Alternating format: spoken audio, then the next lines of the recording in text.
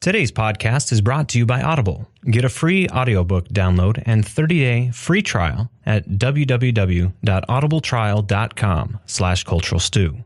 Over 180,000 titles to choose from for your iPhone, Android, Kindle, or MP3 player. Please listen carefully. Welcome to the Cultural Stew Podcast, coming to you from the Goat Factory Media Entertainment Studios. We are your cultural media recommendation podcast, giving you our take on what we think is worth carving your time out for, and also what we think you can pass on and maybe go cut that lawn instead. Warning, we use adult language, and there may be spoilers ahead. Hello and welcome to episode 15 for the week of June 25th, 2018. My name is Ron Herkins Jr., your host, and I am here with my co-hosts, Tony Carter. Valerie Vidmar. Hello and welcome. How are you two doing? I'm all right. School's out. School's out for summer. Not for me, but... Oh, dude. That means Valerie gets the kids. Yeah. We've been, yeah. And it was... And Kendra came here to hide in the corner. just to get out. It's only been 5 days? 6 days? Oh, it's been a full week, right? Yeah. Well... I'm confused as to what day it is. I took off today, so I'm like... Actually, it's been not that long, because Zoe got out on Wednesday and Harper got out on Friday. Just feels like forever. And I cried. Both times.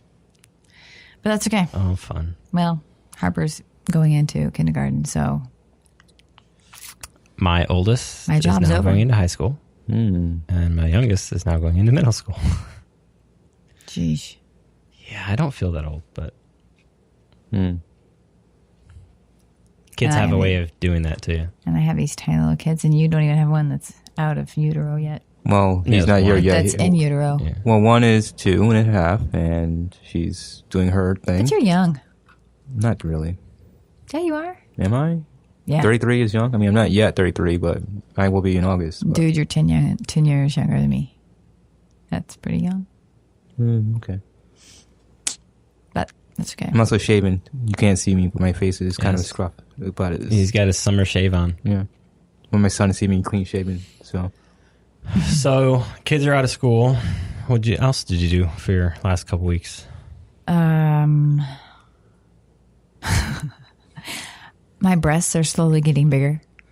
I'm getting injected with saline. That's fun. Hooray for boobies. Yep. I wanted to stop. This is kind of funny. I wanted to stop because I've always been very small, and I liked being small. It didn't really bother me. And so I said, well, can I just be this? And he said, I don't make anything that small. So are you going from A to a B, B to a C? What are we talking about? No. A, maybe double A. But anyway, A to, I'm going to have to be a B. That's not bad. It's not, I mean, the bigger they are, the worse they are for your back. So you should probably be a 34 I'm going to C. Be nice. No. Maybe. That would look weird for me. I want to be a I B. don't know. Whatever you're happy with. Yeah, just watch out for your back. I said I just the worry about your smallest back. B possible. So yeah, that's open and out there. And then I did too many figure drawing courses in college because I had to draw my angst out. So I spent a lot of time learning about anatomy, and broad sizes came up because you're with other women in this class, and NAS is almost all women, so you learn about breast sizes. yeah, It's weird. I mean, total nudes. Yeah. Yeah. See me, it does bother. I mean, I'm like sending pictures out to people, like my family, friends, saying, "Okay, this is what I look like." And it doesn't matter because it's not porn because there's nothing there. It's like a mannequin. Are you going to get the tattoo nipples put on or no? No. I decided not to. I'm not getting real ones either. Okay. I mean, fake ones. I've seen a lot of videos of people online, the Facebook, just of like tattoo jobs. That's gross. And, I'm going to do You'd have zombie nipples. I'm going to have a tattoo across. Okay. Tattoo of what? I just do a tattoo across. Okay. That's what I'm going to do. Like a band?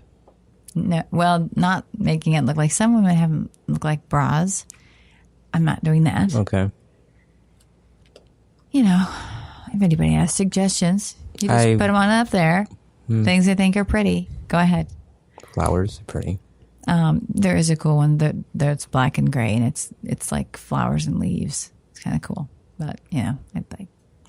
Anyway, and that I was trying to think of movie characters you can put on, but I can't think of any movie there was characters. nothing that came out that worked. It was like, you just skip right over that.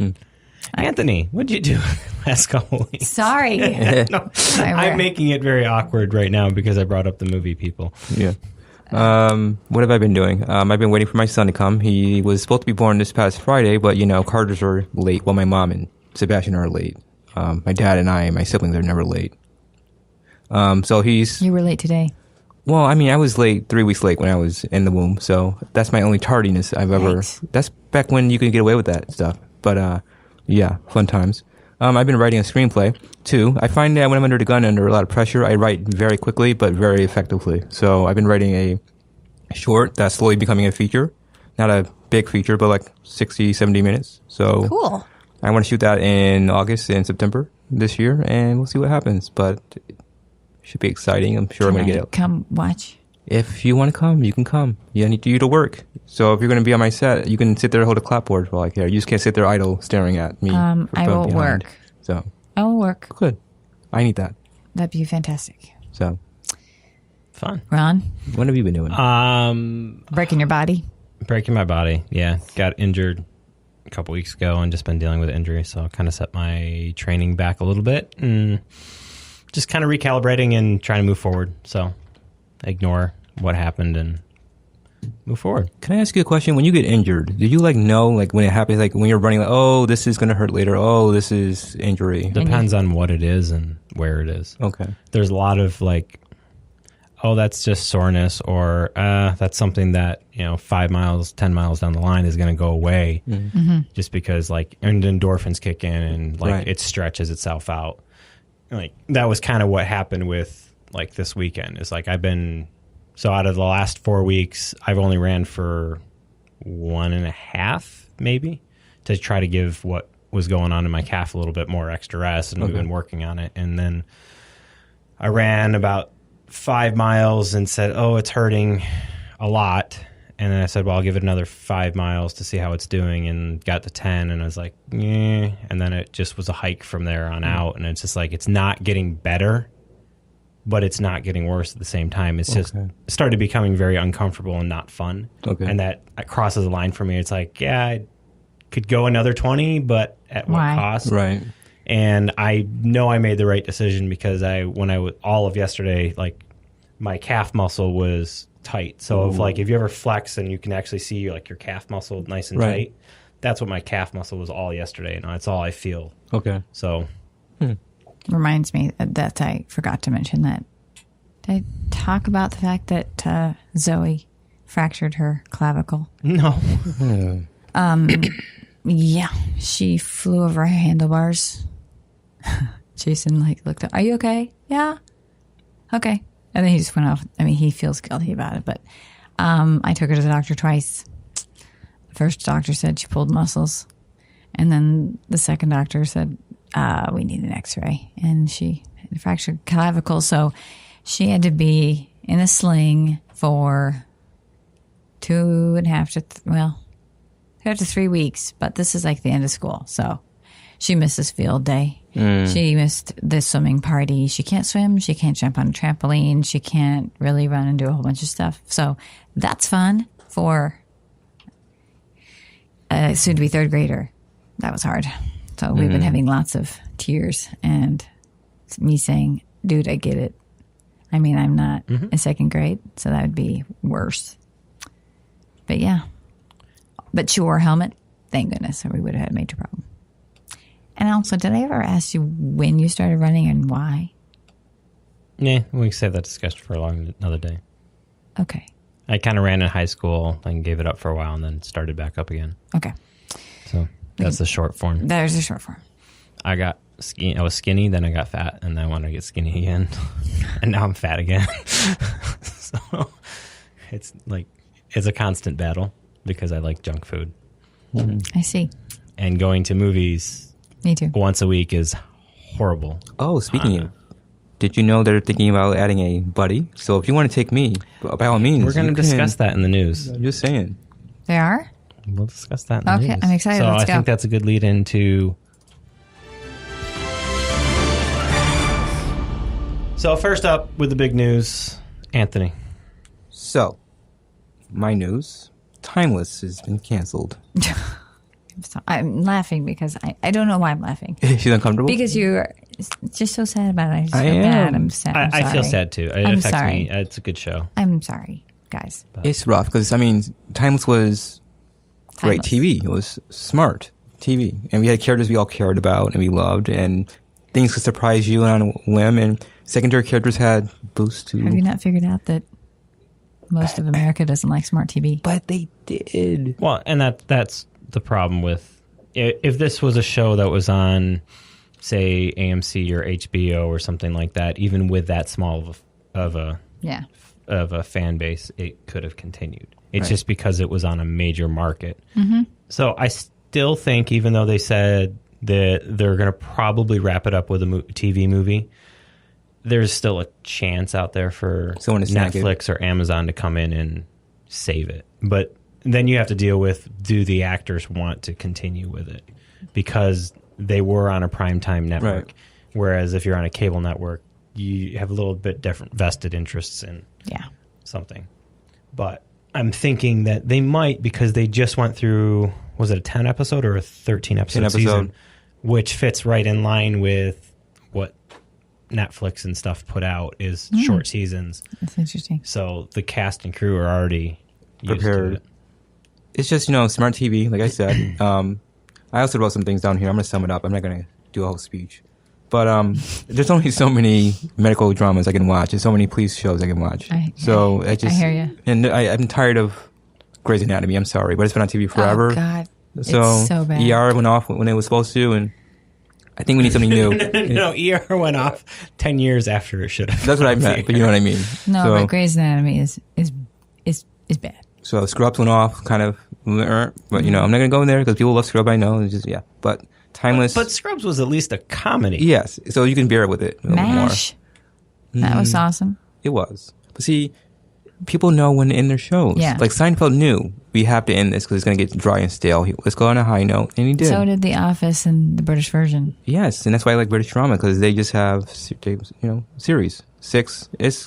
I think there's more skill involved in writing something a shorter run versus a long run. A long run means you can just extend it and make it miserable for everyone involved. Versus short, you can consolidate I it. think the standard on AMC shows, I think they've kind of set their standard at like 7 series, and so they scope it out for 6 with the extension of the 7th if need be. Right.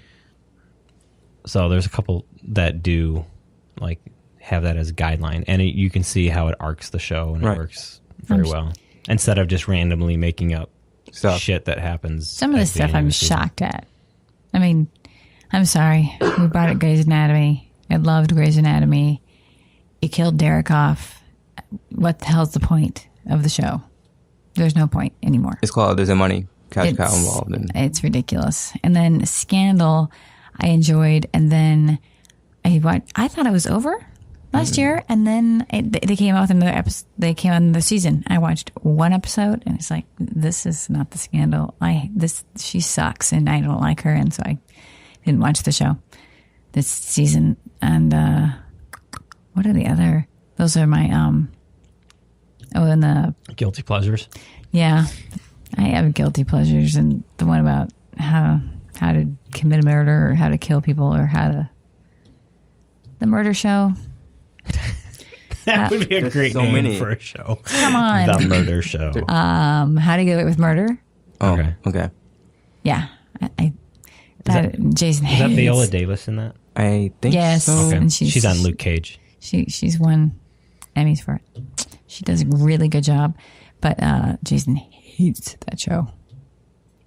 Yeah. I just want smart TV. That's all I want. And I look at shows for their writing, and I think Timeless had excellent writing too. And it caused people to go into Google spirals, which I always love. Have you watched Westworld yet? Not yet. I'm getting to it. Dude. I will be soon. Let that ease your timeless pain.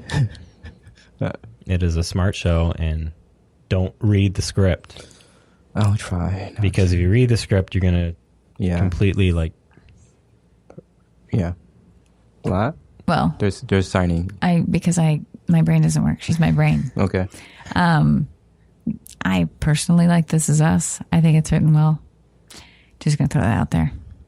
It's on ABC, yes? Or I have no idea. I watch on Hulu. That sounds like an ABC show. okay. You haven't watched it, have you? No, I have no interest. Really? I'll humor you. You watch wrestling, so you watch it. Seriously? Yeah. One episode of wrestling, and you can. I'll watch What show? What episode? What? USA on Monday nights at 7:00, and USA what? on Tuesdays. No. USA Network. Of an actual wrestling show? Yes, actually on TV. I watched them when I was a kid. I hated them. You're not a kid anymore. I know. You Sleep weren't over at her here. house. We'll watch wrestling. I'll Oh, get my friend God. Trisha to come over. Trisha, you're listening. We'll have a wrestling Jason's show. not watching wrestling. We'll bring you over to my friend Trisha's house. We'll have a wrestling party. Blech. Open your view window. Is it trade? Is it I trade? do want to make it. Yeah. What other news we got this week? Valerie. You got a couple. I'm on there. stealing this from Kendra, but that's fine. Because she found it. So, Hugh Jackman and Michelle Williams, the stars of The Greatest Showman, which we watched on our makeshift movie theater in our home last night. We got one of the screens, and then we got the projector and tried to do that whole thing. Nice. It'll be better.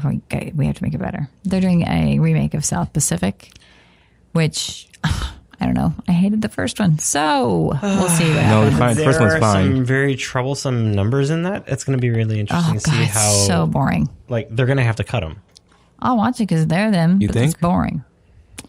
And then I mean, we sang parts of it in high school in '96, but it's like whatever. on Friday morning, I got up. Mornings and evenings, I am the most emotional. Just thought I'd tell you. I got up, and I don't know. Kendra didn't wake up early. She didn't set her alarm. I thought she'd be up. Sorry.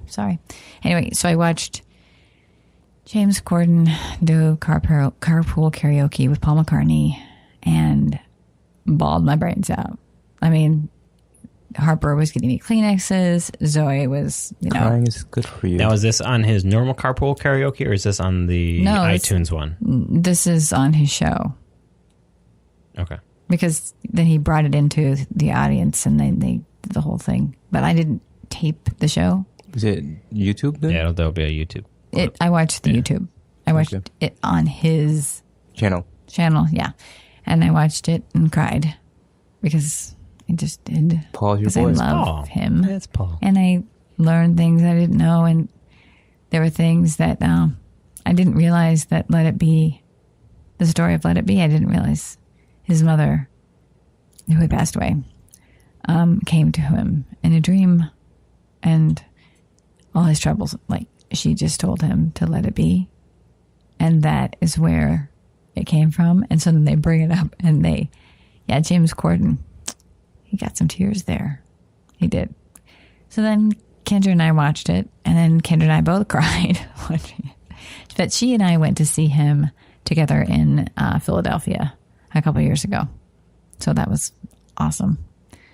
Did you ever? You've watched? What's the Across the Universe, right? It's a good movie. The version of Let It Be in there is the basically the version that he wrote for. Who was the female black singer? Because he wrote it for her, and it came before they released their version. Hers was already on the charts. Not Nina Simone. R-E-S-B-C-T. Oh, Aretha Franklin? Yeah, he wrote it for her. And so when they did Across the Universe, they paid respect to his original writing of Let It Be with that scene. Cool. Yes, I've seen the movie. You'd think that I would be completely crazy loving this movie. You don't? You know why? Because I thought I was miscast. Which roles? What's a bucket? The blonde. You mean Rachel Woods? Yeah, I don't like her. Rachel Evan Woods. But he was fantastic. I liked him. As Paul. Well, Paul lookalike. Give me his name, someone. Anyone? I know who you're talking about, but yeah. Yeah, okay. he's great. Historic character. Okay, and then if you read the book, The Hate You Give, the trailer first came. The first trailer came out. It's adapted by Audrey Wells from Angie Thomas's bestseller. So I highly recommend the book. But the trailer's out, so you can take a look at it. Cool. A couple other trailers that also came out. We had Welcome to Marin. That's a great looking trailer. With Steve Carell. Yes. A Robert Zemeckis film. Looks pretty fun. He keeps doing unique things, and I keep wanting to watch them. So this one I will watch for sure. It's like blending so many things that I like. So just blew me away. I just watched it, and I didn't. It's But blending what kinds of things? stop motion. And, stop motion animation. So it's basically Steve Carell's character. He got beat up by a bunch of Nazis, and as part of his coping mechanism, is building dioramas with models, and they're World War II dioramas, and he puts them in situations. So it's the heroes saving him as Captain Marwin and from the Nazis. And the heroes are a group of women, Diane Kruger, Liza Gonzalez, and a couple other ones. And so every woman that he meets ends up making its way into his diorama. And it's about him being afraid to confront his fears, because it all leads up to him having to confront the Nazis in court. Ugh. And all these women giving him the strength to, like, you know. Interesting. And it's a really creative trailer, though, because it shows, like, here's Robert Zemeckis just having fun, using all of his talents. And Steve Carell, I like Steve Carell a lot when he's grounded. Right. So it's great that he's a funny man, but he's even better when he's really grounded. I agree. Creed 2 trailer came out this week. I was surprised by that. I'm not sure how I feel yet. I mean, it looks interesting, but I'm not sure if I'm into the whole let's rehash old blood. So I'll watch it just because of Michael B. Jordan. But you got Drago's son going against Creed's son, so that should be in. Is it the same director? I'm pretty sure it is. Writer? No. Different writer. Ryan's not writing this one. I think he gave it to someone else. And I think he's co-directing it too. I'm not sure if he's solely directing it yet. I can look that up. But I think this was his game plan from the beginning. I think they knew that this was where they were going with it. Okay. So I kind of got to trust a little bit in that. And Ryan is not showing me he can't do it yet. He's a smart guy. What else we got here? Sarah Connor's back in Terminator 6. Holy crap. Chris Pine is back in Wonder Woman 2 in 1984. That's going to be interesting how they're going to pull that together. That picture. They released Wonder Woman released a pic that said they were filming. They started filming, and it was a pic of Chris Pine in the middle of a mall in 1984. Looking lost, confused. And yeah, so somehow he's going to be brought back into the series, and it'll be interesting to see how they're going to do that. There's so many different ways they could pull it off. We'll see. I saw a trailer, but it's old, I guess. But I was excited by it. And it was? Well, it was for the Mary Poppins movie that's coming out with what's her bucket? Give me your name. Yeah. Emily Blunt. And Lin-Manuel. I know. But see, I didn't know Lin-Manuel Miranda was going to be in it. And Lin-Manuel is actually supposed to be one of the kids from the original. I thought that's what the character he was playing. He's like Bert's protege. So that's, well, maybe, I don't know. I haven't looked it up. I haven't read about it. I just saw him in it, and I thought, yeah, Zoe is going to go through the roof. True story. I don't think I've ever watched the first Mary Poppins all the way through. I don't even know what to say. That's okay. I'm pretty sure I could pull out about 100 things that you haven't watched that would knock me on the floor. My baby room is Mary Poppins. It's still, and my sister drew the whole thing on there. Just saying. Cool. I love Mary Poppins. Do you listen to the music? I've heard it. But I'm not a big classical musical Broadway but type it's stuff. Not. That's not. No, it falls into the classical regime of. No, it doesn't. Yes, it does. Is that King and I? It's the same. It doesn't. Yeah, it does. No, it doesn't. we'll get to that later. Maybe, but I don't know. I don't know. For me, it does. Okay. What do we else we got? Oh, Fox and Disney and Comcast. Are you still fighting over that still? Well, they were until Fox apparently agreed to Disney's $71 billion offer. And so now I believe it's just waiting for regulatory approval. Oh, my God. Yeah, Comcast came in with, I think when we left the show, it was like a $64 billion bid for the show. And then it's a lot of money. Disney said, okay. I'm not trying to be all feely. Touchy-feely? Touchy-feely, but how many people don't have places to live? How many kids are starving all over the world? How many of this shit's going on? And we have $1 billion shit going on trying to buy stuff when we have so much crap to fix. It just makes me sick. Just thought I'd share that. Well, you could say the same thing about the government. Well, yeah. And the government's appropriating of their funds, so. God, do we even need to go in? No. Nope. And then one more thing, as you alluded. Oh, did we talk about the Oscars? No, we didn't. Oscars. Kobe's out, or never was invited. But the Academy has invited 928 new members to push diversity. So, including Daisy Ridley. Yes. Okay. You don't know who that is, do you? Daisy Ridley? I'm just saying, you hit that question mark. Kendra does.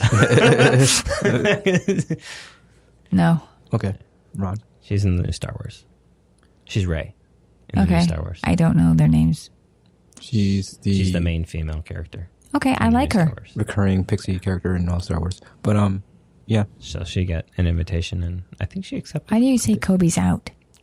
He wasn't ever in, but he didn't get an invitation. He won an Oscar this past year for that documentary that somehow he won for. I mean, it wasn't his work. I mean, I'm sure it's just the animator's job, but Kobe got somehow clumped together with that and got an Oscar. Like, yay, Kobe got an Oscar. Okay.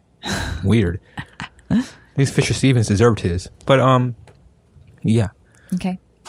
And the last piece of news, MoviePass continually changes.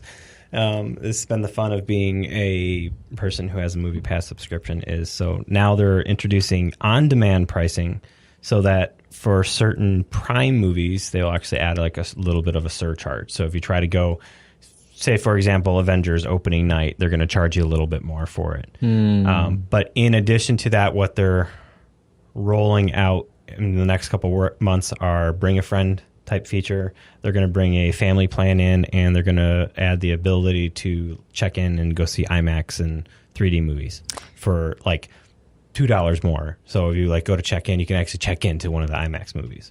And it's like, you know what? Still, at the end of the day, it's $9.99 a month, and if I want to see one IMAX movie a month and I only have to pay $2 more, it's still worth it. Because even at $9.99 a month, I'm still making out big time.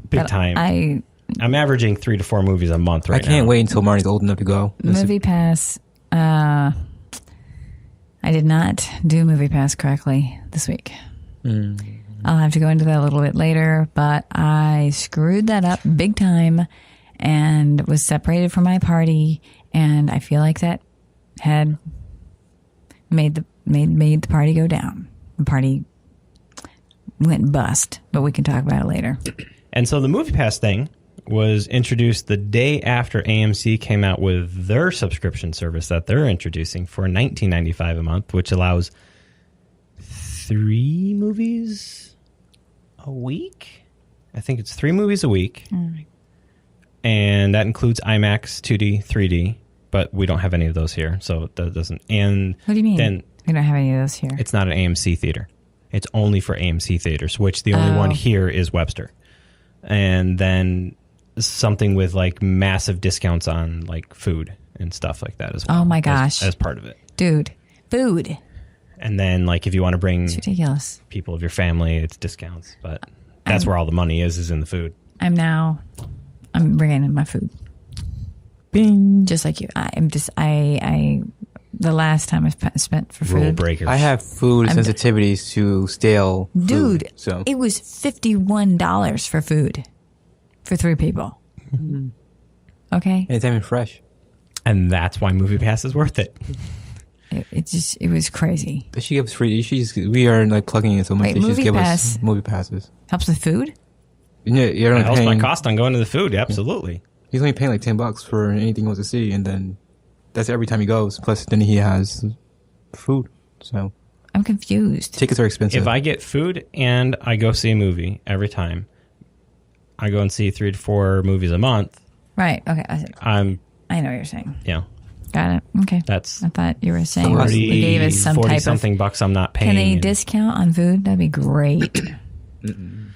it's pushing it. I know, but I think we're lucky that we've got this right now. I am And too. they're starting to change the game. I mean, the fact that AMC came out with a subscription service and Regal has already come out with their version of a service. that's $10. How can you? But be, it doesn't matter. This is the start of changing the way movie theaters operate.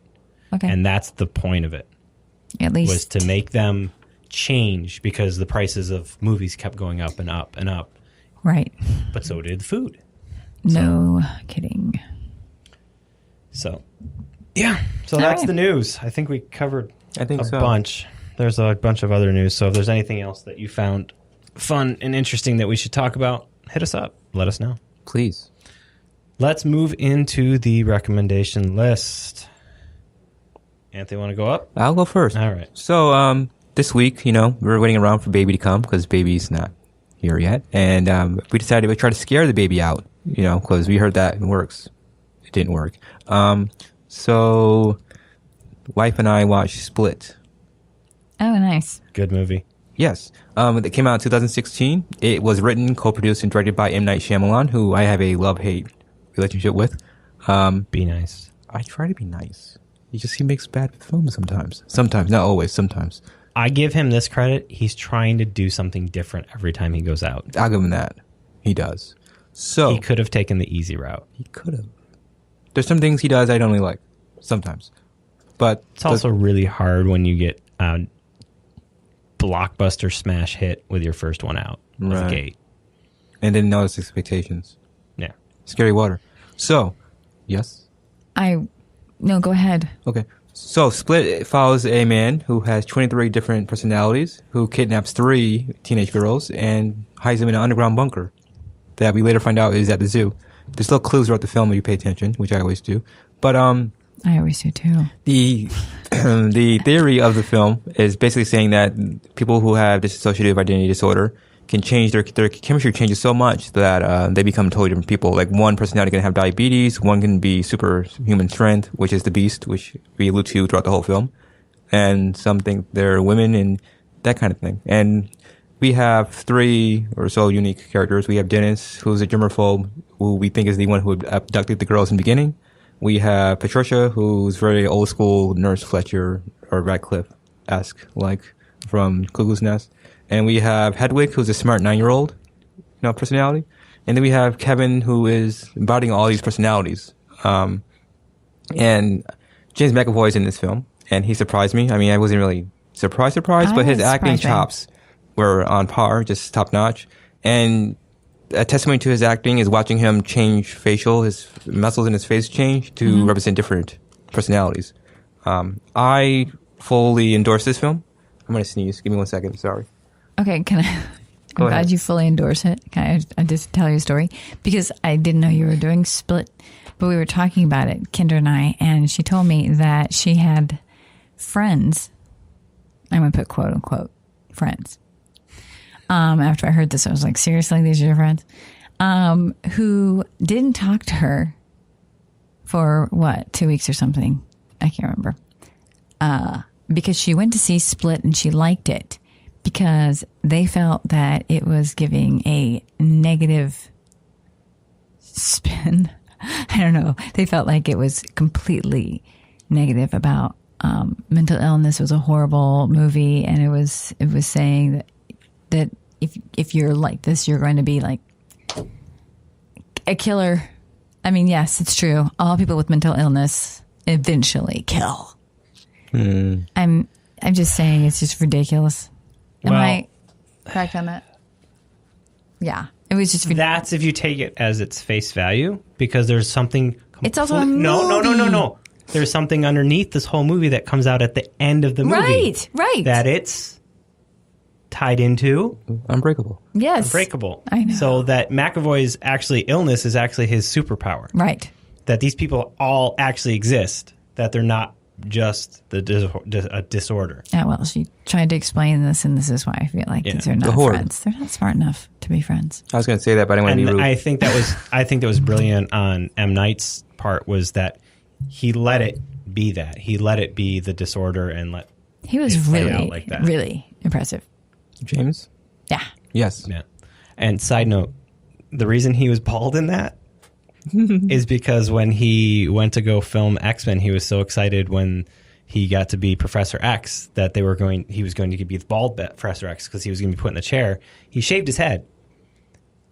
And then the people who was directing, I think that was First Class. I believe so. They're like, oh, we were just going to put a prosthetic on your head. You didn't need to shave your head. So his head was already shaved during filming, and so he kept it shaved for Split. So that was actually like a completely added. It definitely did work. Thing. It did work. I mean, now I lost her name. Damn it. Les Mis. And Anne it was Hathaway. also Atomic Blonde was filmed at the same time, so he was bald in that as well. Well, Anne Hathaway, she cut her hair for real for Les Mis. Seemed to work for her. Oh, just okay. She actually had that bad haircut and won an Oscar. And there's an awesome thing that with the tie-in to Unbreakable. If you look at the posters of the two, yes, same shatter. I know. it's the same shatter. I'm like, sweet. So I'm looking forward to the Glass. I kind of think back. Yeah, it's going to be cool. I mean, I was watching Unbreakable. We watched Unbreakable right after, actually, and I'll get to my little review of that one later. But Grace was like, you see M. Night transform his style of filmmaking from Unbreakable to Split. And you see how he's made better choices. And even me, from a writing standpoint, I noticed that his flashbacks work better in Split than Unbreakable. They're there, they work, they're good, but they're kind of jarring, which I don't know if that was his effect or not. But you're in and out. But with Split, they're just seamless. They just flow more naturally for me, I guess. Not to make this a stew, but what movies do you not like? There's so many I don't like. But just name a couple. Plan 9 from Outer Space. I've never Geely. I've listed a couple on it. Yeah. You've never seen Geely? That's Kevin Smith's film. Yeah. That's not. He wrote that? And directed No, it. I think you two are talking about different things. You're asking what M. Night Shyamalan. Yes. Oh. And you were just giving whatever you hated in general. Sorry. Holy cow. That's why I'm here. I'm like, what? I was here like, that's not Geely. Sorry. M. Night films. The one with Marky Mark. I can't even remember the name of it. It was so bad. I'm not gonna. I don't want to get into it. I really don't. Okay. Fine. I don't want to bring myself to that point. But I did like Split a lot. Okay. Good. So, and I understand that this is the first time I wasn't like, oh, surprise ending, because there wasn't really one. It was just like, hey, there's Bruce, and he didn't really appear anywhere when they were dialing down the countertop. You didn't really see him, and then he just pops, Mr. Glass. I'm like, oh, there's Bruce, and yay, yeah. So, and he's older, and they're still doing the same job. But that's not the point. But still, it's like 15 or so years later, and he's still out there helping people. We just don't know exactly what he's been doing, but we know he's a hero of some form, lower scale, and yeah, it's okay. Just, good film all around, good writing. And also M. Night, in the commentary and in the featurettes, because I watch those things still, he mentioned that he grabbed a lot of people from other films that he liked. So It Follows and, production designers and things like that. He found them and grabbed them and said, hey, I like your style. Come with me, work with me. That's cool. Yeah. And he shot in Philadelphia, his hometown, which he likes. So. He has a working studio, full-on editing studio, I believe, is part of his house. M. Night? Yeah. Him and like Robert Rodriguez is another guy that do it. And he can fit a whole symphony in his garage, which is fantastic. So, but yeah. And he's always pushed the Philly angle. So like almost everything he's filmed, I think, has been in PA connections. Yeah. It's like Woody Allen in New York City. Yeah. Don't. That's not. Okay. Is it me next? It is Valerie's turn. Okay. Yes, sorry. I watched a lot of movies. I just realized that I could have done. You've been on a binge. Well, I kind of have. I forgot that I did go see. Kendra comes into town and you Oceans. just start binging. No, it's called Escapism.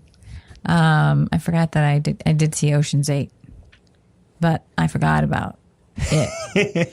So it was, fine. It was fine. It was forgettable. I forgot I watched it. Sorry. The Incredibles. We went to see. It was Harper's first IMAX. It was 2D. Yeah, it was IMAX 2D, it was fun. It's fun, and I laughed, even though, ironically, I was, laughing at the parts where what happens is that she gets picked to go out and be the superhero, and he's staying home to stay with the kids. All right, so we have this little switcheroo, and him dealing with the children and reading and falling asleep, and I was laughing because I could relate to that. The Mr. Mom. Yeah, the Mr. Mom. Which I thought was kind of funny. I mean, I enjoyed the movie. It was a little teensy bit predictable, but that's okay. I felt like it was a go. It's a PG movie. I was kind of surprised. Mm-hmm. But I feel like maybe because of some of the visuals, and it's not all feel good. We've got some evil in there, but I recommend it. I feel like a little bit. I mean, it's animated evil. I mean, it's not. I know, but if you've got the purpose of the villain's purpose is to completely rid of superheroes. So I mean, it's like if you have little ones that deal with have issues with visuals like mine. So, but no, actually, they seem to enjoy it, I think. But I would say go. You saw it, correct? I did. Yep. And how did you? I enjoyed it. Well, probably it's one of those ones. I think my wife's going to take them this weekend because I'm going up to Whiteface. You are? Yeah, I got photos this weekend. Cool. But yeah, I mean, it was what it was. But I think to me, I kept like some of the animation felt stuck in the first movie. Like it's hard. You had 14 years of advancement in animation, and then they go back to a very simplistic animation. Like the main characters, Mr. Incredible and Elastigirl, and the son and daughter, Dash and Violet. They're very detailed, but when they switch over to Mr. Freeze, it's just that I'm just like, oh my god, the animation looks horrible because when they created the character, they made him very simplistic 14 years ago, and well, because he was such a funny character, they kept him and brought him on because now 14 years later, he's a popular person. It was just weird stuff like that like I kept finding myself like, ugh. But then some of the newer characters were much better animation that they brought in with them. Would you recommend this over Megamind or no? Oh my god, that's so weird. I just watched Megamind for the first time this weekend, or this week, for the first time. Isn't that strange? No. Yeah. That's what I feel about. I would recommend it over Megamind, yeah. Okay. It's serviceable as a sequel. Okay. Did it give me anything extra? Not really. Okay. No. I got a giggle out of the Better Call Saul Breaking Bad connection with two of the voice actors. That was fun. So I say go. Outside of that, I mean, hell, if you got kids and they're out of school and you have nothing to do, take them. I think what made the first one was there was a lot of tongue-in-cheek adult jokes. Okay. Those seem to be missing, or I missed a bunch of them this time because it didn't seem that way with this one. Like, I think the jokes more had to do with the fact of parenting. Yeah, and it's like, oh well, okay. I've seen that joke played out. Sure. The dad taking over the mom roles. You know what? We've advanced past that. I know. Okay. Yeah.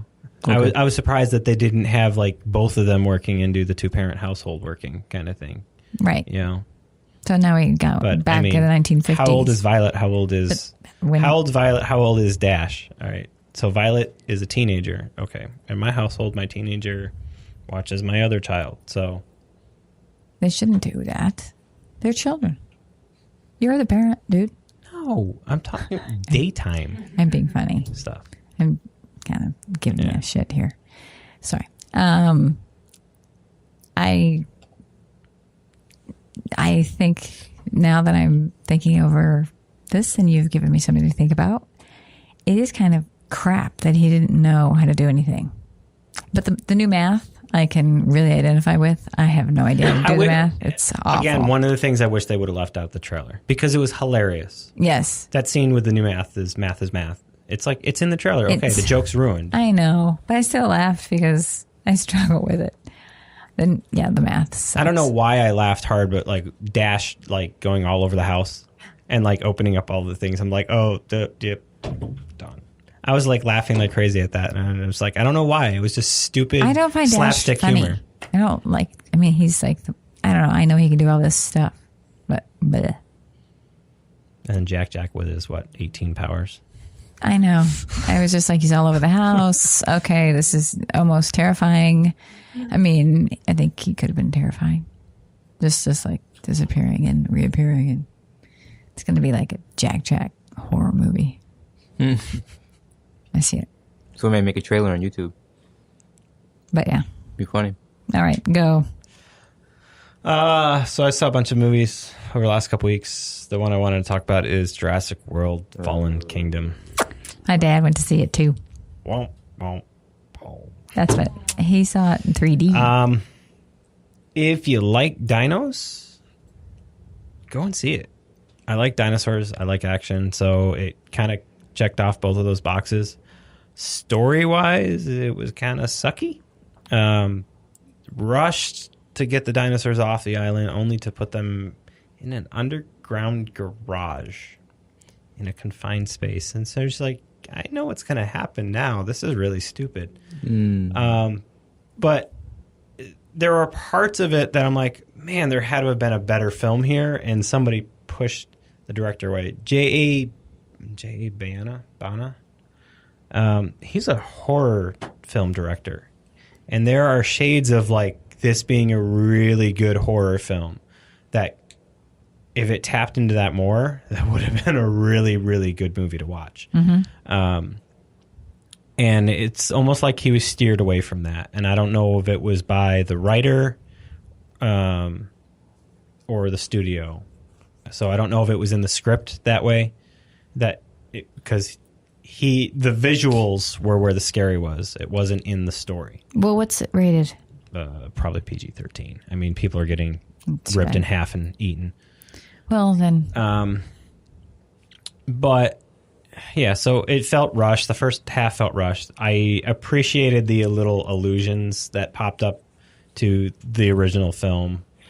There's like the scene when the volcano is blowing up and there's a brontosaurus coming down the pier, and all of a sudden it's engulfed in a cloud of volcanic ash and dust and fire. And you get the same iconic imagery that you saw when it jumps up to when they first see the dinosaur on the island in Jurassic Park, the original. When it jumps up to grab the thing, it's the exact same imagery, except it's in a shadow and this is the island. This is the island. That was the first dinosaur they saw on the island, and it's the last dinosaur they saw on the island in the same exact imagery. That's kind of cool. And I was like, okay. And then I started like wheeling back. I'm like, what other stuff did they do? And it's like they introduced a couple new characters. What is the first thing that they see? They see a brontosaurus walking by. They get out of the car and you hear the music and you see him. And it's like, okay, they did that.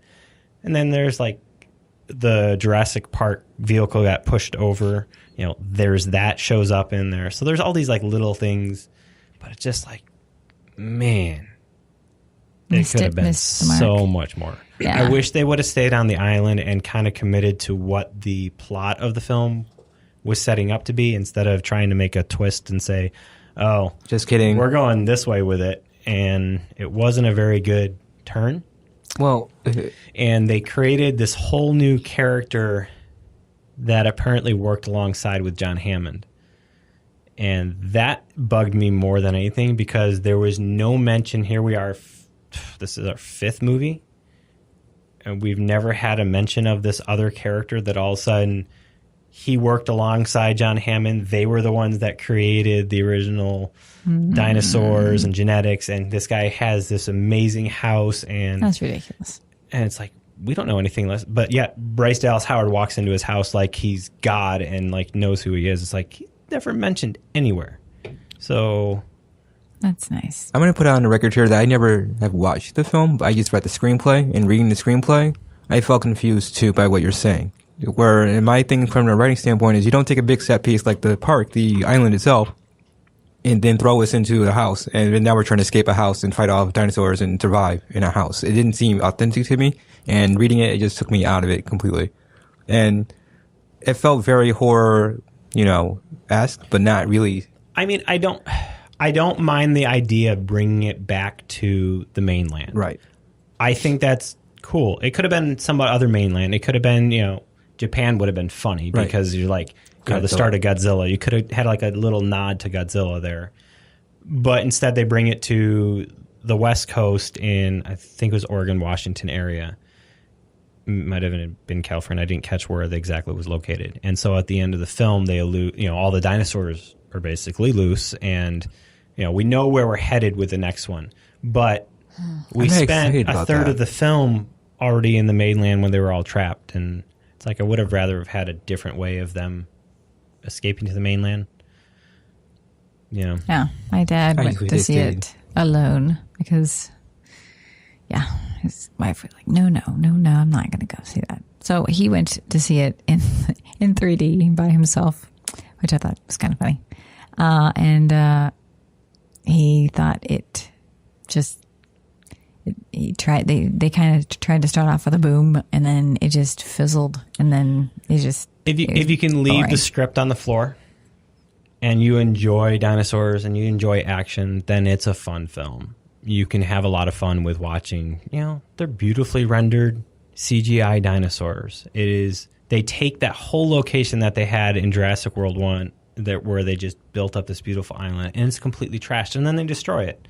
There's incredible visuals that are fun to watch and suspenseful moments, but you don't care for anybody because nobody has any grounding in it.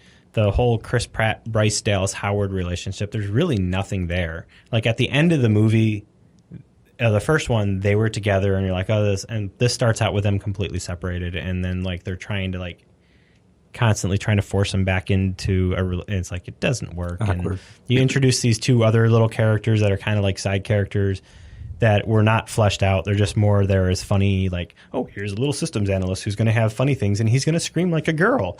And then here's this other character who pretty sure she was set up to be LBGTQ character, and they lopped off most of her story. And she spends like this much in it, and every time you see her, she's trying to make the dinosaur feel better.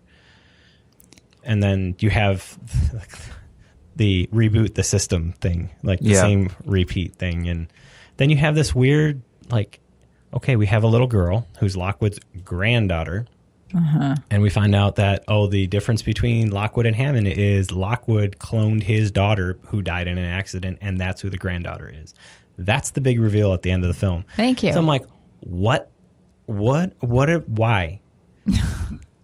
Also, the granddaughter can push a button and let all the dinosaurs out into the world. I'm like, this is it's way too convoluted for what it was. But it has its, like I said, it has its moment. Can't wait to see it. We're watching it next Friday. Yay. It has its moments, but don't go in there expecting anything. I'm not. I mean, I'm just wanting the everyone Jurassic to Park stay world in in general is seats. kind of out there to begin with. I mean, we're like, hey, Yeah.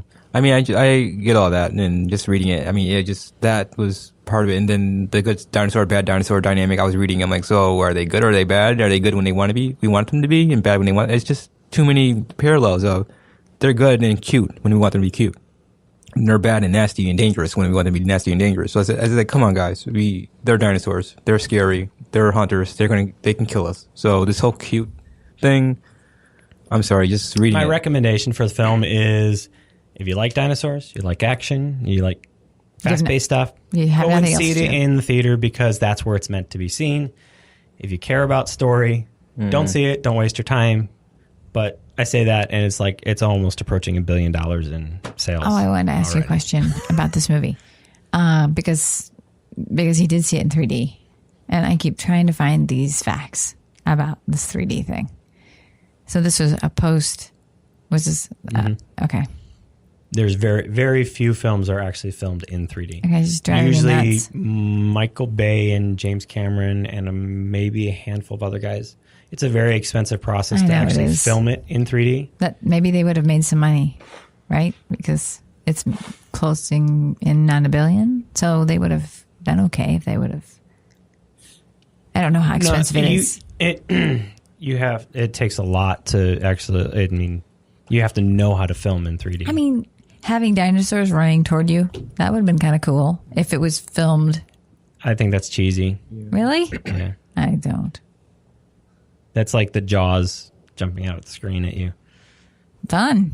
No. Just kidding. I think it takes away from the movie experience for me. 3D, I never engaged in it, so it's never excited me. I'd rather it be flat and just, yeah. I can't. don't know. Avatar works in 3D, but I wouldn't prefer to have it had only been in 3D. So Frozen was very nice in 3D. I'm gonna go there again. I'm gonna say it again. It was. And on that bombshell, we're going to take a short break, and we will be right back.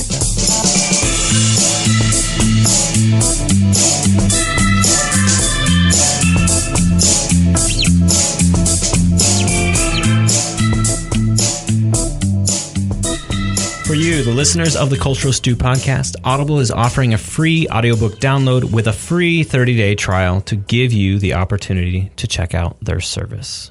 Hey, Valerie, what have you been up to in Audible world? I was very excited because this week, I believe that I spoke about Beartown, Yes. which I loved, and then it seemed like so long they were going to have the sequel was coming out, and then finally we realized, oh my gosh, it's out. I feel like I was the first person to buy it because there was not even an audio sample on there, which they have on everything. Who did Beartown? Friedrich Bachman. Friedrich Bachman. And what's his new one about? Well, it's called Listening to Us, and it's the follow-up to Beartown. That's wrong. Listening to us against you? That's wrong. I'm listening to us against you. Again, the mind is in a fog, and it's okay. blowing the fog away, and it's coming up. So, Marin Ireland reads this. She read the original one as well, and she does a wonderful job. And I can't recommend this more. So, Beartown and then Us Against You, about a hockey town. I never cared about hockey. Ooh. Just never did, and learned so much about it. But it goes into so many different people's lives and the feelings of loss, and it stays with those, which I said before. And now we're having what happened at the end of the book, what they were all leading to, is being dealt with in this book. But she's also doing I'm thinking of the narrator, but he's also doing such a great job of writing where there's something else that's going to be coming. So I'm ready. I'm trying to get all the listening I can in, but. And if somebody wanted to enjoyed. listen to this, how would they go about it? You would go to audibletrial.com/cultural stew. I believe that's the first time I said it right, and that's amazing. But definitely go to audibletrial.com/cultural stew. You'll get a month free. You'll get a free audiobook that you don't have to turn back, which is huge. People go up there and go get something huge like a Harry Potter book that costs $32 or 11/22/63 by Stephen King. That's a $30-$40 book as well, and get it for free and listen to them and get hooked. And yeah, it's great for your car for long. I mean, we're going into the season of people traveling all over and going on summer vacations. This is great for kids and everybody to listen to books. It brings you together. You're listening to the story together. I dig it when you're doing chores around the house and just put on, listen. Once again, that's audibletrial.com/cultural stew for your free audiobook. And back to the show.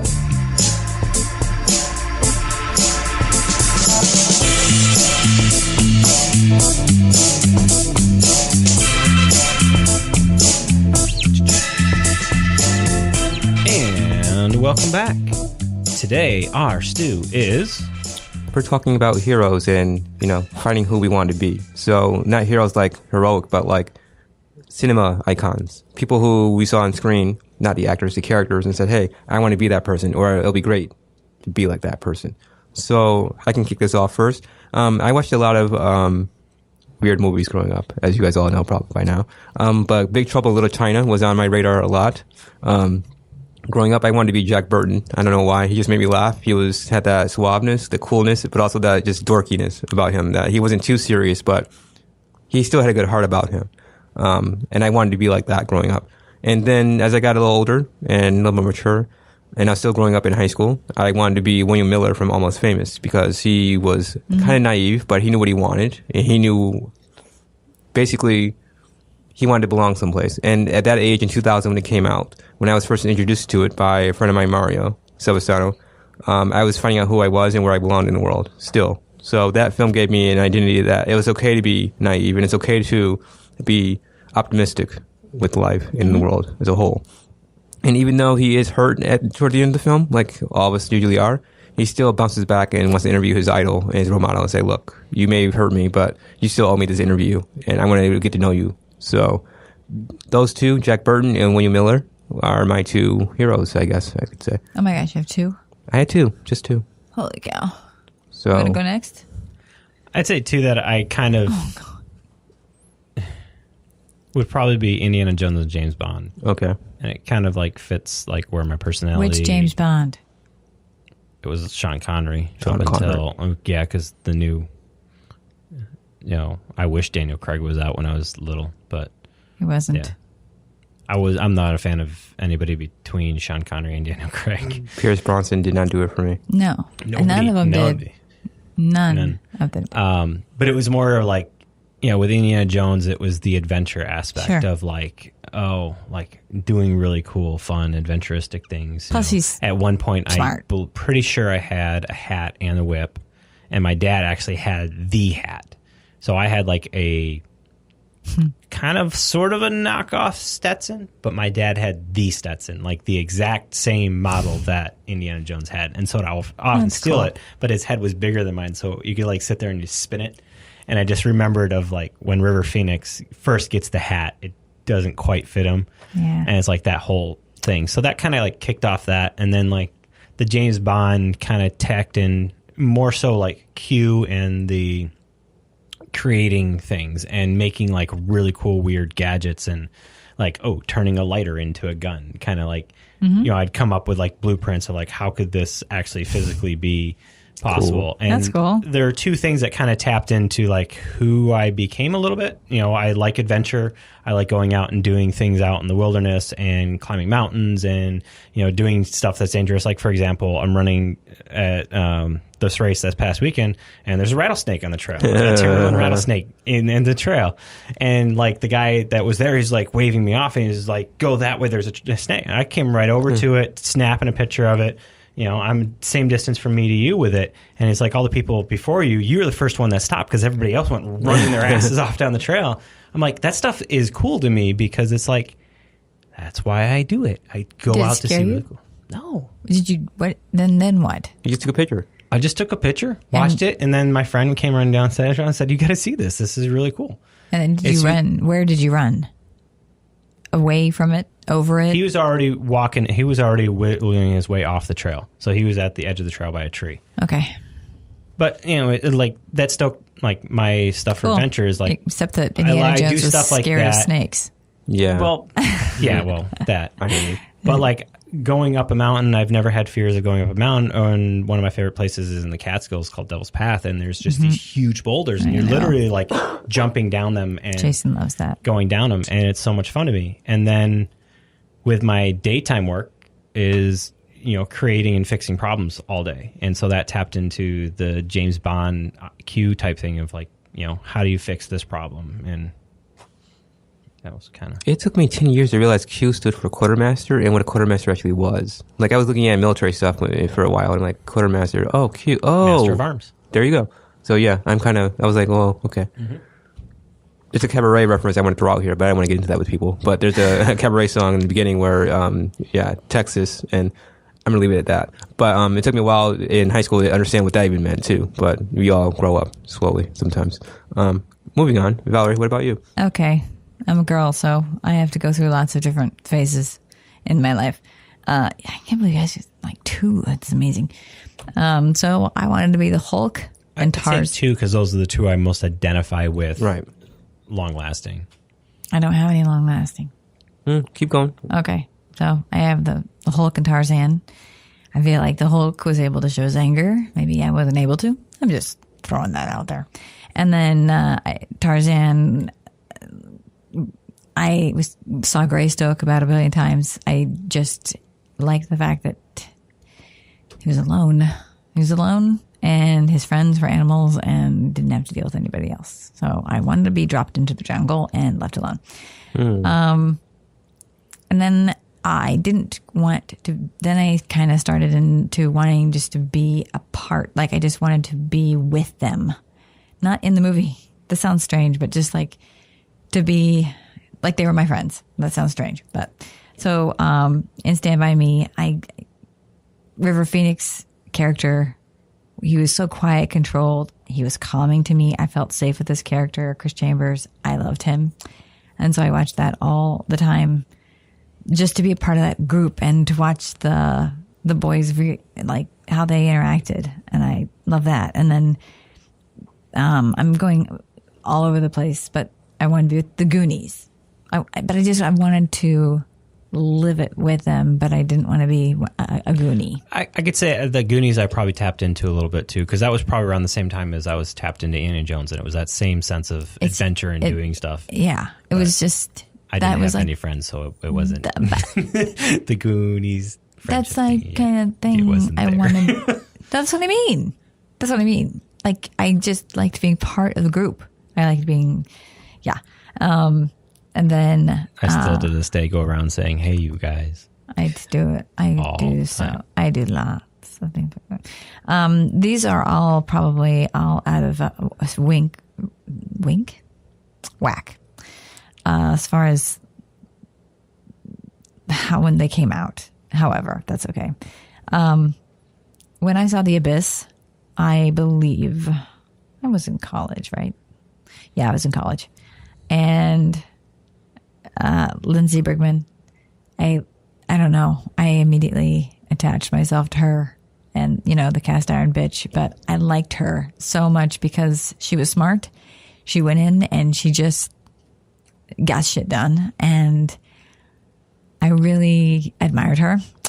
And then, I kind of liked the girls that were different, or that they had that dark side, or they were very a force to be reckoned with.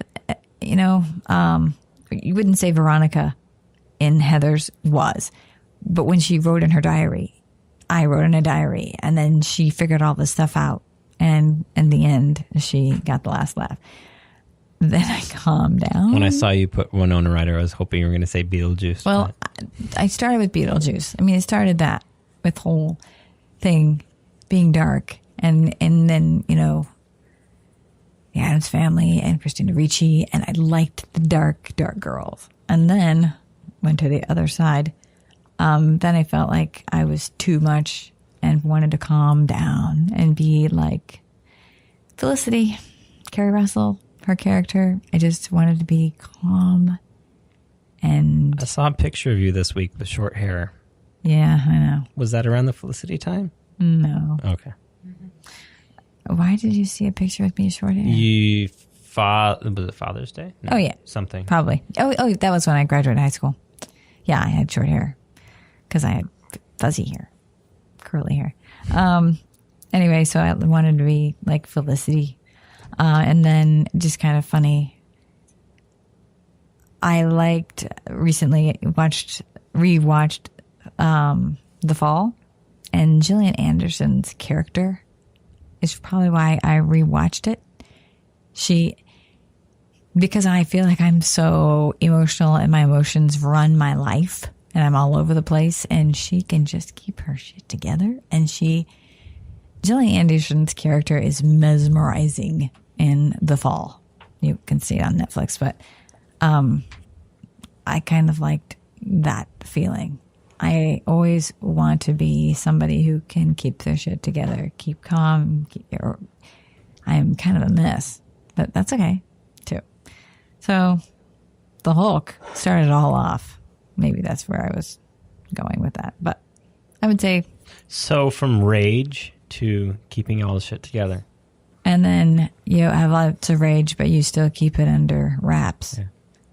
Yeah, I don't know. I like watching The Family Stone. The mother in The Family Stone, I loved her. I want to be her when I grow up. And I'm practically there. But just because she was strong. And I always put it on because I was lonely in the holidays. And I felt like I had people around me. Make sense? So I like The Family Stone because of that. I like watching movies that bring me into a group of people that I would like to hang out with, like the Wonder Boys, the writers. You know, I want to be with those people. But there we go. Dead Poets Society. You should watch Almost Famous. I have seen Almost Famous. Penny Lane, dude. No, I mean Untitled, not the original, but the one he intended for people to watch. The bootleg. Oh, I haven't seen that. You should. Oh, okay. I like it a lot.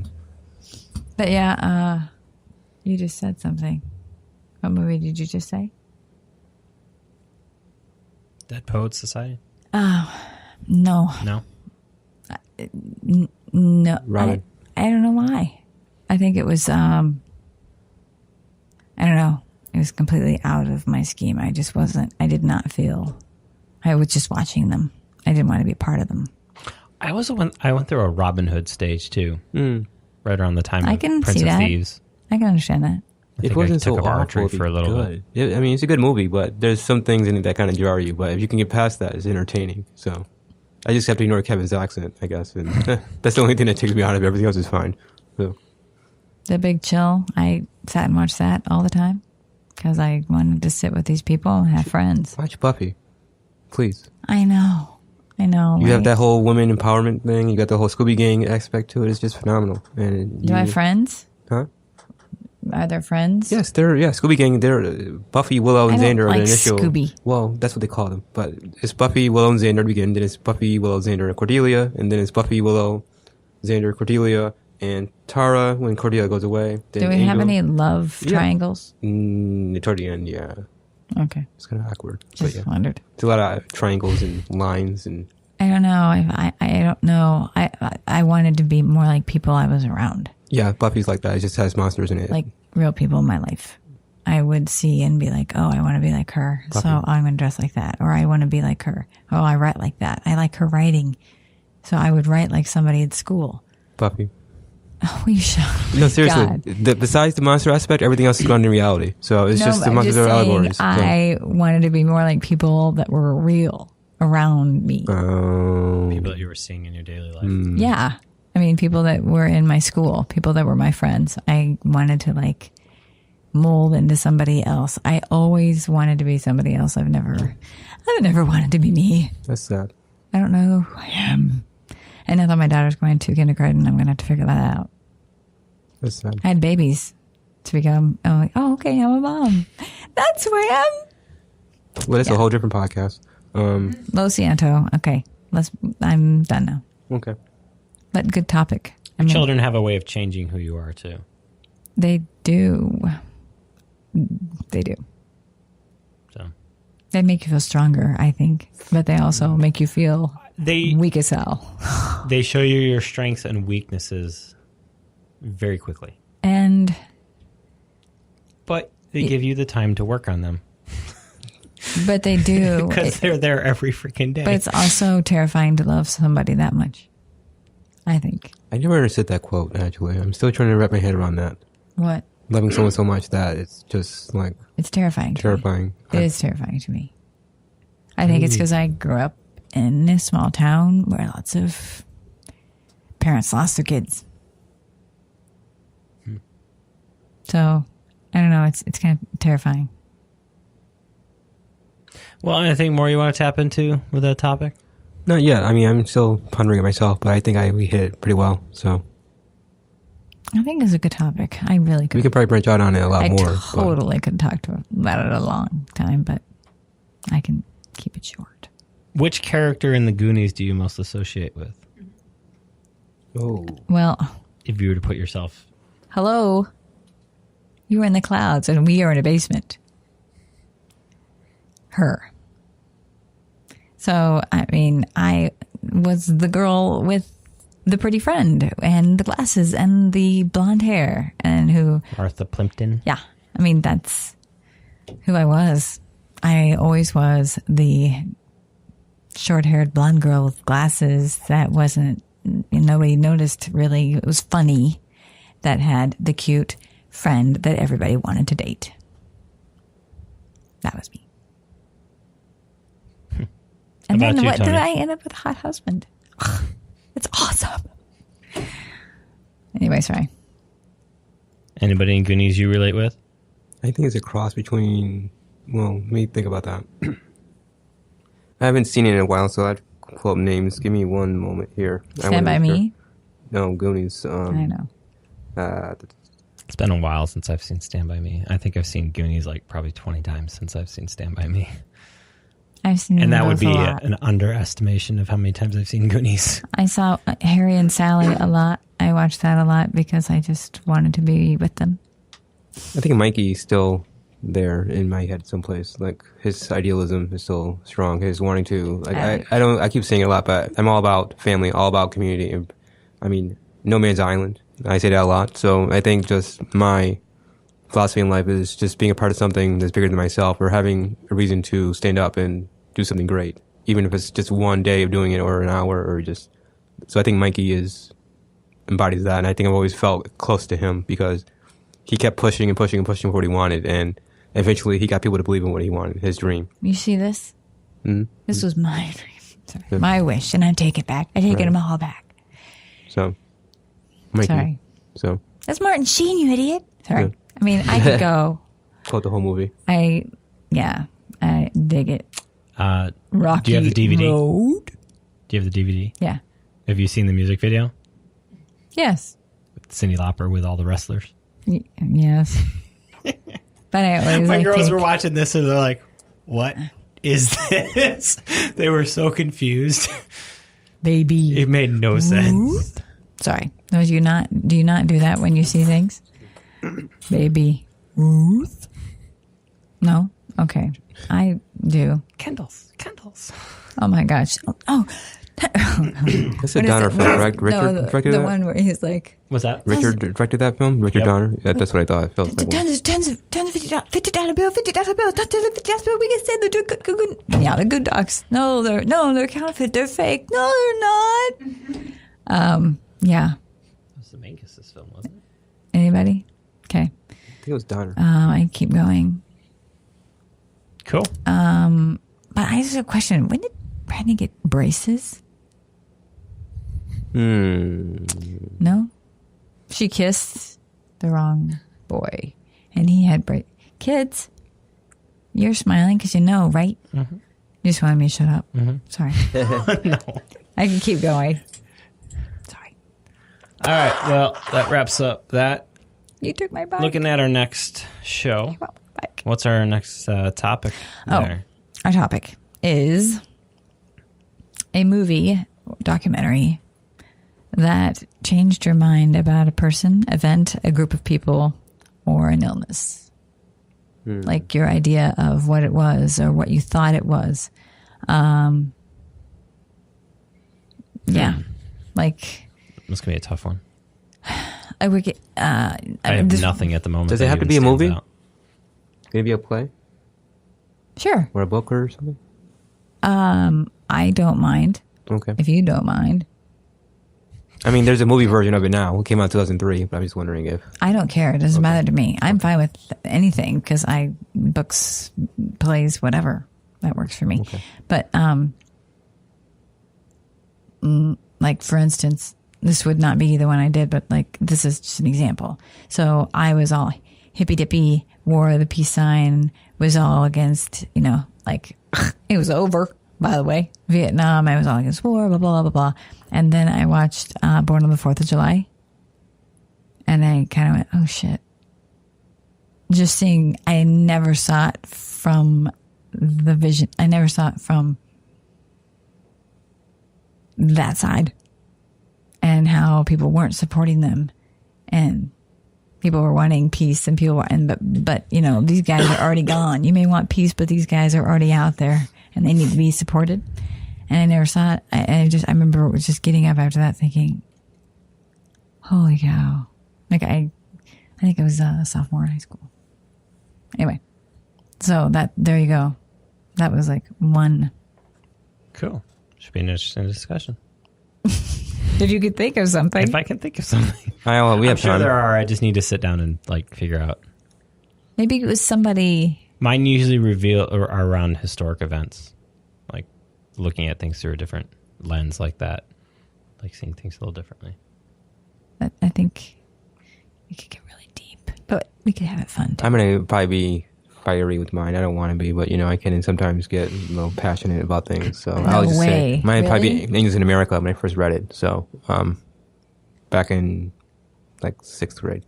So changed my life forever. So I know. It's weird.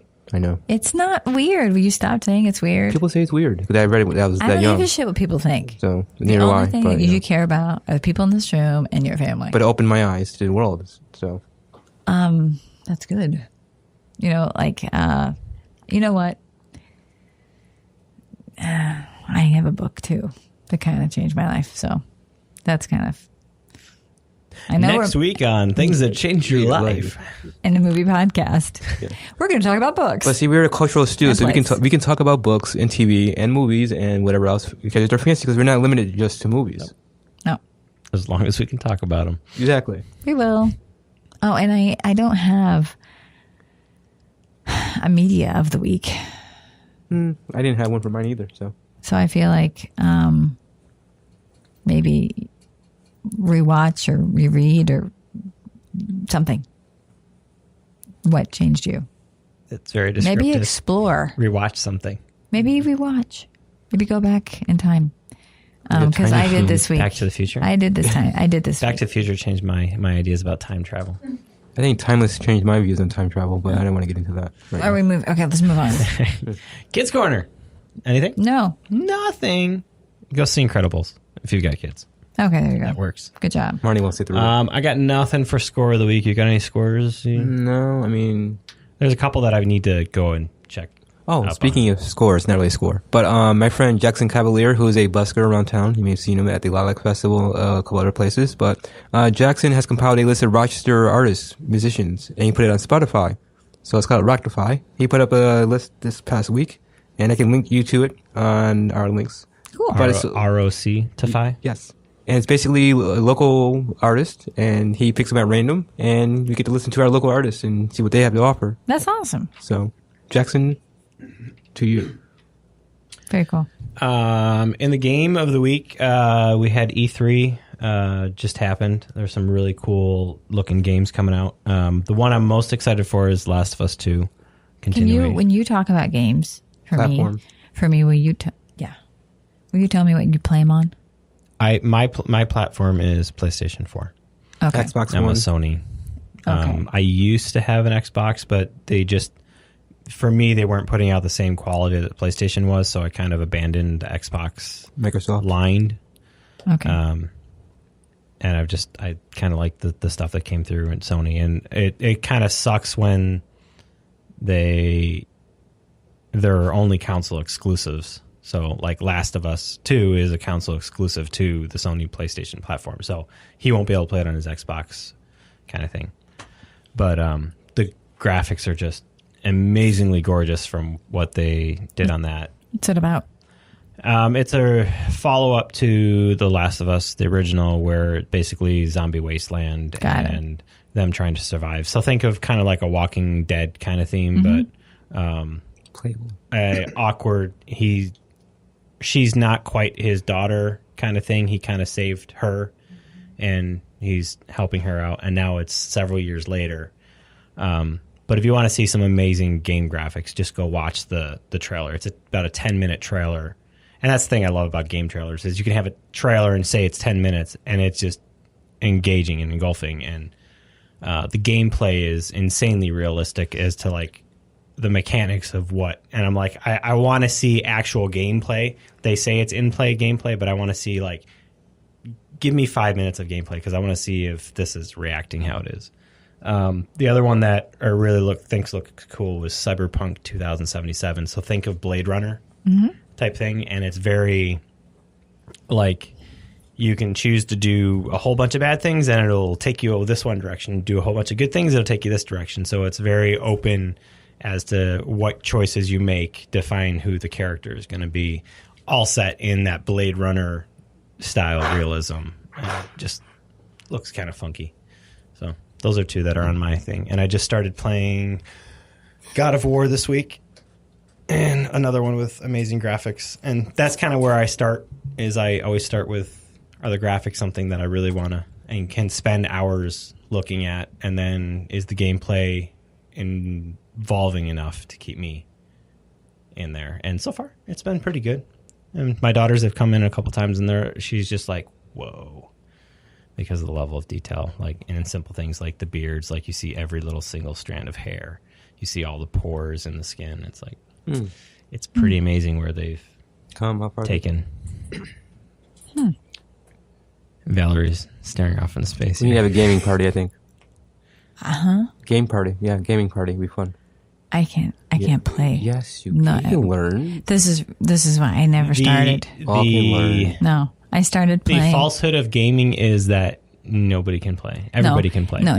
Okay. Because games are specifically set up to be able to cater to anybody of any talent. That's bullshit. No. Because I had to sit next to my 5-year-old sister who can do anything with an Atari, and I'm sitting here and she's just like, boom, just can do anything on there. And I sucked, and it was just stop looking like, at her. Just focus on yourself. That's all. Just look about you. Dude, you're fine. I know, but I'm just not good at it. I just not. We'll work on that, too. I don't know. I just, I like watching. I think it also comes down to figuring out what kind of stuff you like and interested in, because there's a lot of that, like, I like watching a movie. Well, that's how the games I watch, I like feeling like that's what I mean. I'm watching a long form film. I'm watching Derek, my Kendra's brother, who he used to come up to New York, and he would play games upstairs in the loft, and I would just go sit and watch him play a game, and felt like I was watching a movie. So, I mean, that was kind of interesting. So I like not for a boyfriend perspective. I don't want to sit and watch somebody play a game, but I don't mind occasionally watching. I didn't mean that. That sounded horrible, didn't it? No, it's fine. We know what you mean. I did. I got the stink eye big time. No, I was just trying to like imagine like what? What I mean is, never mind. I just dug myself a hole. But that was, for me, it's always been about discovering like what kind of games I like and what kinds of games I don't like. I mean, there's a huge swath of stuff that I have no interest in that is extremely popular, and I'll like try it. You do lots of things with your wife, so I'm not worried about you. I can't do first-person shooters.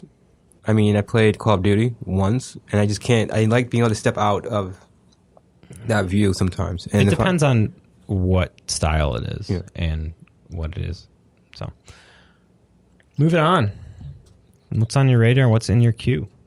Val, go ahead. You're up first. It's in my, but You went and saw something this week. I saw a few things. But you saw something. Okay, well, just a few more things. Been waiting for this story. I know, but I got to start from the beginning, and I'm going to go just real quick because I feel like people should just rehash their. Yeah, sorry. The heat that you feel when you watch Pump Up the Volume, because Kendra had not seen Pump Up the Volume, so she just about went insane. Because I said she was talking about Christian Slater because he came up in a movie, and I was like, you have no idea. You don't know. And she'd seen Heathers. I'm like, still, you just don't know. So we watched Pump Up the Volume. And you know what? His thoughts on life and being a teenager and all that stuff actually still, you could make that today. He could say all the exact same things, and it would be perfect about the government and everything. Life is cyclical. What's Full circle. Yeah, but it repeats itself over and over through generations. Yeah, he's just hotness. And then then I went again, finished The Fall, which is rated R. There's 3 seasons. That's Gillian Anderson and I think his name is Jamie Dornan. He's from that. Yeah. He's from the. He was from this first before he was from that. I know.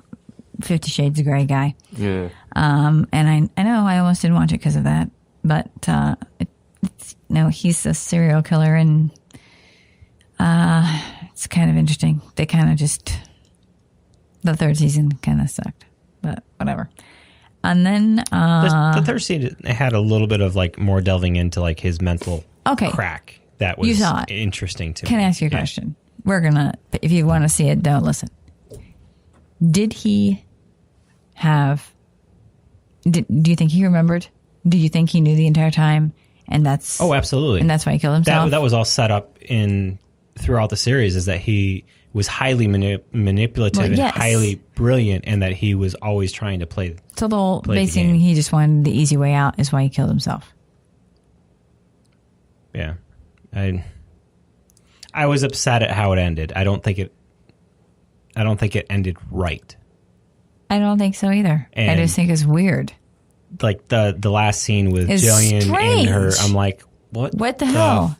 She's just. I was so angry when it ended. I'm like, why did I waste my time doing this? I was having fun watching them like explore his like. Me too. His mental and like playing that little game there, and like, you know what? I would have been happier if she just walked in and like lost her shit and just shot him in the hospital. Would have been a perfect ending for that. Okay. Because it would have flipped the card. It would have been her finally losing it and him getting his just deserved. Kendra has a good ending.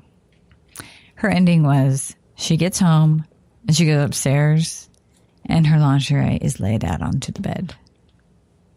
That would have been pretty damn cool, right? It would have been freaky. That would have been freaky. I mean, that would have been cool. He'd been in her house long time ago. Or it could have just pulled out and like, I forgot, was she in an apartment? She was in an apartment for a long time, and then she slept at the station forever, but then she went home. And then could have been also like another thing. It was like, could have been pulled back, and then like as it's pulling back, pull back to a door that it's been open and it was just left ajar. And then it blacks out. And she hasn't seen it yet? And she hadn't seen that it was open. You just see a shadow. Little things like that, but it's like how they ended. I'm like, what the? I didn't understand. Okay, so then let's just talk about real quick. In theaters now, Hereditary, rated R. I messed up and I did my little card. Movie pass. Thank you. And thinking that Jurassic Park's out, nobody's going to go see this movie, nobody's buying tickets, whatever. But I did not end up getting the 3 tickets together. So Jason's off by himself and Kendra and I are together. Jason doesn't like watching movies by himself usually, so that was kind of whatever. We went because we're scary movie people. We like scary movies. We did not research this one enough, obviously. There happens to be a very... you can say whatever you want on the show. I know, but it's pretty... you realize it's pretty screwed up in the beginning. There's some screwed up stuff going on. If you've seen the trailer, you know it's pretty screwed up. I know, but it still did not show what it was going to do. And so this event happens, and I even worry about even telling you what the event is. Oh, just say it. Anyway, this event happens, and I knew that Jason was done. Like, I know him so well, I was think he's done. So that's where I broke the rule, guys. I'm sorry. I pulled out my phone, which was on the lowest light setting, and his was like, what the fuck? And I was like, I knew this. And Kendra's like sitting there with her hands, like wringing her hands and like totally freaking out next to me. And I'm thinking, shit, I gotta get these people out of there. And then they show, this event happens, and then they go back and they show, what, the result of the event. And that's not cool. And so I was like, okay, we're leaving. This is too much for people. But let's just say it's just, if you have any problems with, I guess the entire show is beheading after beheading after beheading. But it's just the way people get beheaded is not cool. And it was pretty awful.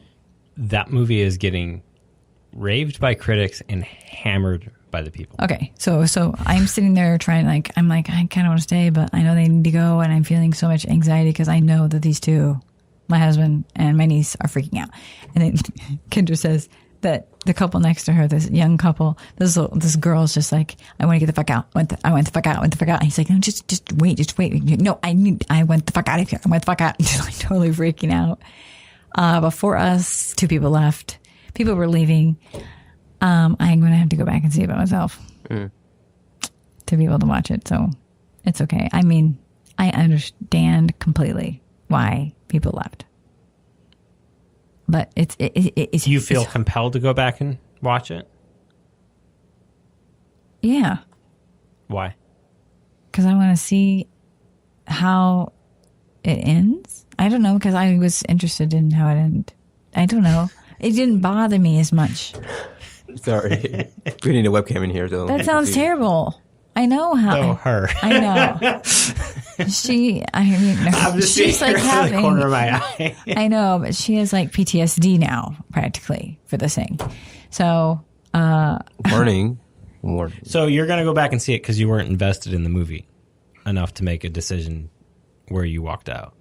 She was forced to walk out, so she wasn't. I was forced to walk out. I know. Oh, that's what I'm saying. So that you're going back because it, like, normally I would have said, "You guys leave, and I'll stay here." I'm surprised you were awake. Shut up. Now, you have walked out of a movie theater before. We've talked about this before. Uh-huh. What was it again? I walked out of a couple, but they were true stories. True stories of people getting hurt or people going to die. Like Into the Wild, I walked out because I knew he was going to die, and I knew it was going to be painful. I just knew. I walked out of JFK. I passed out because they kept showing the film footage, and I totally passed out.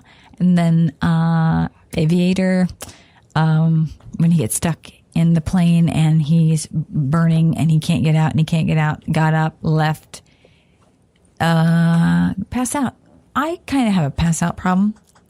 There's also a movie called, I think it's called The Soldier's Girl with Jane Fonda's son in it. And it's a true story in it. He is brutally beaten. And I got up. I was watching it with Dustin, my friend, and I got up and walked out. And just completely started getting lightheaded. If I know it's true and it truly happened, I can't. So it touches something a little bit deeper that makes more of a connection for you. Well, I know why, but I'm not going to talk about it. Okay. That's too much. But yeah, if I know that happened, then it's too, yeah. But if it's fake, no. Or if it touches on something, which, yeah. Anthony. So, as I said earlier, I watched Unbreakable, and I saw Rogue One finally with No, what do you think? Not bad. The first act took a lot out of me. Like I talked to Ron about this before. I think that I was expecting a Star Wars, and the film was just moving at a pace I was not used to, but it worked. Toward the middle of Act 2 and Act 3, I was, invested in it, and it worked. I think the audio was kind of off at some places too, which was kind of throwing me off, but some of the characters were great. I'm sorry, I'm going to say this right now. I'm tired of seeing old Sage Mage Forrest Whitaker on screen. I mean, I like Forrest a lot, but I keep seeing him in everything. He's playing the same, like Zuri and Black Panther, and it's just, can we play something else or pick someone else to play this part? But all in all, Mads was in the film, who was a good actor, and Danish guy. Overall, I liked both films. Unbreakable, I've seen before, but it was nice seeing Grace watch it with me and seeing her reaction and seeing where David Dunn had come from and who this guy at the end of Split was, why he was so ominous and weird. But yeah, both really good.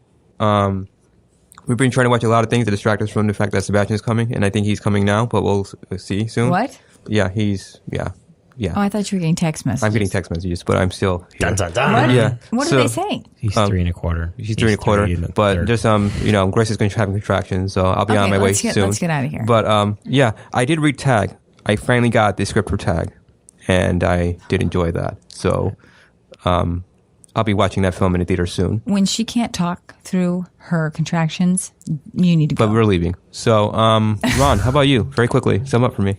Anthony can head out of here as I'm talking. So just leave. I saw Tag. Best of luck. I enjoyed it. Me and my wife went. I thought it was fun. I loved the action sequences every time Jeremy Renner came on, and what they did with that. It was a little bit lacking in the film, but I thought it was still fun to watch. The ending, when I read it, didn't do much for me. But that's just, I'm not going to spoil it, but it just felt too much and not what I expected. Will you let us know? Thank you. A nice bonus to the end of the film is they actually have footage from the guys that it's actually based off of. So there's actually some really funny moments because they actually pulled some of those scenes and actually put them into the film, into the actual story, like versions of them, but not really. Luke Cage season 2 just came out on Friday, and I almost made it all the way through. I had one more episode left. I was trying to get it in before I left, but I had like 40 minutes, and it's like 58 minutes. So I'm not going to make it. So good luck, sir. I'll probably talk about that in the next show. I want to still see. I still haven't been able to watch Marcella, and I really want to do that. And another thing that came out that I completely didn't like, we watched Arrested Development, the new season on that. My wife likes the show. I'm just kind of split on the show. It's so cut up, and it's that the fact that it's like Ron Howard is behind it is just even more bizarre to me. And like he throws himself into the season too. Like Ron Howard shows up in the season with Bryce Dallas Howard.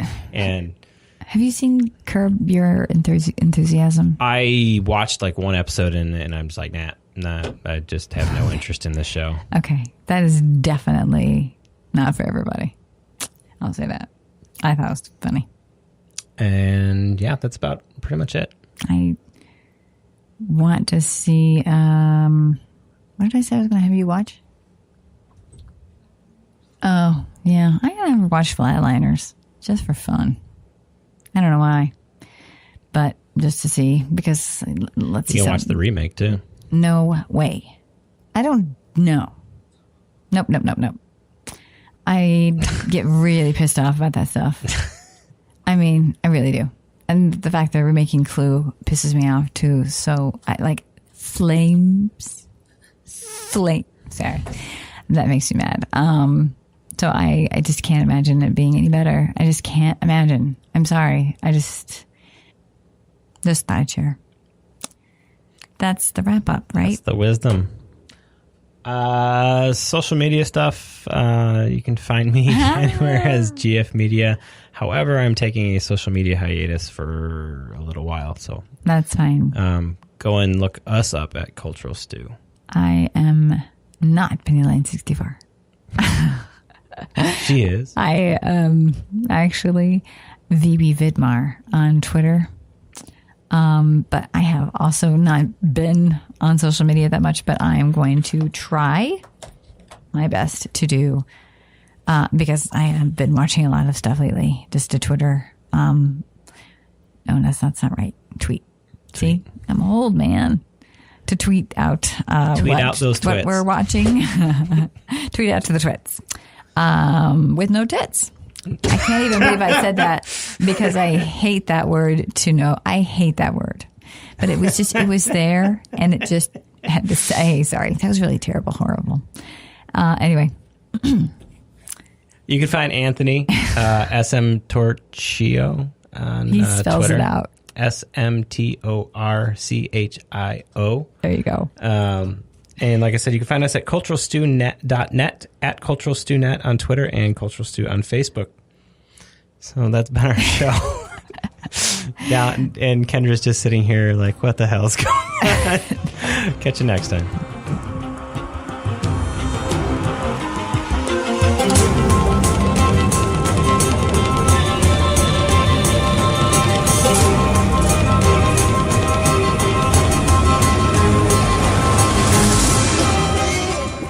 The intro and break music is Please Listen Carefully by Jazir, available through the Creative Commons license from Free Music Archive.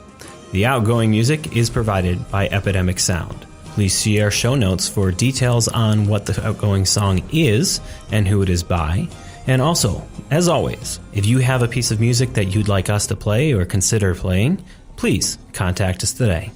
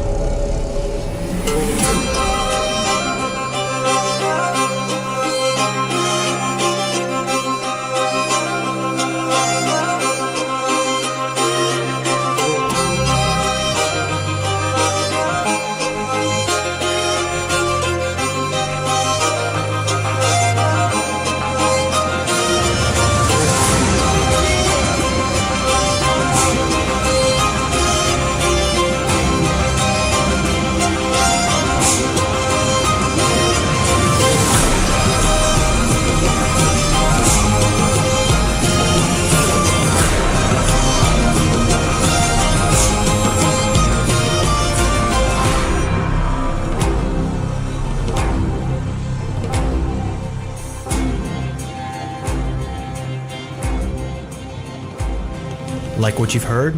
Want to continue to hear more? Please consider Patreon. What is Patreon, you ask? Patreon is a content creator support site, a way for people to support the things they love and allow creators to continue creating the content that they love. Please consider heading over to patreon.com/GFMedia and becoming a Patreon supporter today.